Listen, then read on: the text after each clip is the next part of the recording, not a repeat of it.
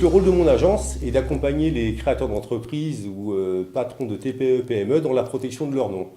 Il y a donc certaines pratiques à mettre en œuvre pour s'assurer que les choses soient faites dans les règles de l'art et qu'on aboutisse à un titre qui soit vraiment valide. Alors mon expérience en la matière, c'est 23 ans à l'INPI, qui est l'Institut national de la propriété industrielle. 23 années au cours desquelles j'ai accompagné plusieurs dizaines de milliers de créateurs d'entreprises et patrons de TPE, PME, et j'ai déposé une dizaine de milliers de marques. J'ai acquis une certaine expertise en matière d'enregistrement de noms, et ce qui me permet de proposer mon accompagnement dans le déroulé qui consiste à s'assurer de la disponibilité d'un nom, puis monter le dossier qui va permettre d'aboutir à l'obtention d'une marque.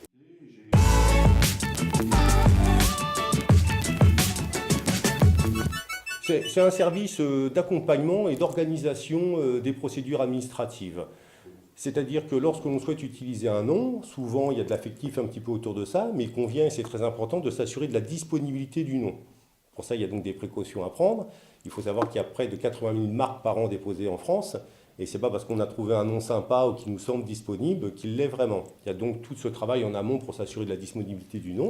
Et une fois que c'est fait, il y a un dossier à monter, un dossier de demande d'enregistrement de marque, avec un déroulé administratif qui sera un petit peu long là, qui sera un peu long à expliquer, mais qui fait partie justement des prestations que propose mon agence. Moi, ce que je veux, c'est faire gagner du temps aux patrons de TPE, PME, qui sont toujours la tête dans le guidon dans le développement de leur entreprise et qui n'ont pas de temps à perdre avec toutes ces procédures administratives que mon agence maîtrise parfaitement.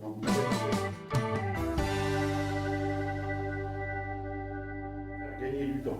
Exactement. Et comme chacun sait, gagner du temps, c'est gagner. Voilà. Donc c'était important pour moi. J'ai constaté au sein de mes années INPI qu'il manquait un petit peu un volet d'accompagnement pour les créateurs et chacun son métier. Et puis c'est vrai que lorsqu'on connaît très très bien les rouages administratifs qui consistent à l'aboutissement d'une marque, et ben les choses semblent simples, mais quand on ne sait pas le faire, c'est très compliqué. On a tout fait de perdre plusieurs après-midi à essayer de monter son dossier, voire même de faire des bêtises à la finale, car autant une marque protège, si on ne prend pas toutes les précautions qu'il faut en amont, une marque peut vous attirer des ennuis aussi. Donc je suis là pour éviter tous ces effets. Effectivement, si ce n'est pas bien cadré, pas bien monté, ça peut aussi provoquer une réaction pas forcément souhaitée. Oui, ça peut éventuellement, dans la mesure où il faut savoir que le rôle de l'INPI est de publier les titres qui ont été déposés afin que des tiers puissent s'assurer de la disponibilité ou pas d'un nom. Mais la marque sera acceptée dans tous les cas. Si vous souhaitez vous amuser et faire l'exercice, vous pourriez en quelques clics déposer la marque Coca-Cola. La procédure administrative sera acceptée. C'est pas pour autant qu'il n'y aura pas des petits remous derrière, bien évidemment. Une réaction, ça fasse des bulles et ça fasse mousser, effectivement. Voilà, je prends un exemple énorme avec une marque très connue, mais le principe est le même pour tout le monde. Oui, donc sans rien y connaître, je pourrais à la limite penser que j'ai un coup de bol extraordinaire en déposant la marque Coca-Cola. Hein, donc la procédure administrative le permet. Hein, mais dans les faits, ça n'est pas possible puisque c'est déjà quelque chose qui est protégé. Exactement. Ça veut dire que quelques semaines ou quelques mois plus tard, vous allez bien évidemment recevoir un courrier de mise en demeure de la célèbre maison qu'on vient de nommer et qui vous fera savoir plus ou moins gentiment qu'il est temps d'arrêter tout ça.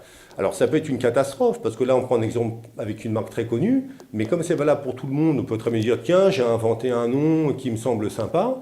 On le dépose, et pour autant, quelqu'un a pu déposer quelque chose de similaire ou de très proche et peut faire valoir ses droits. Parce que même si ce n'est pas semblable à l'identique, le fait que ça crée une confusion dans l'esprit des consommateurs permet à un tiers de faire valoir ses droits. Donc c'est toujours redoutable, comme c'est de la procédure administrative, une carence de quelques mois avant de recevoir ce fameux courrier de mise en demeure.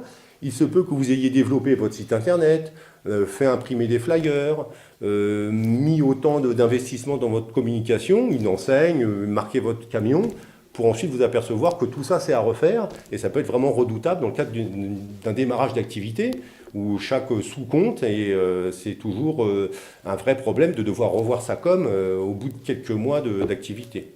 Donc nous on est là pour éviter tous ces écueils.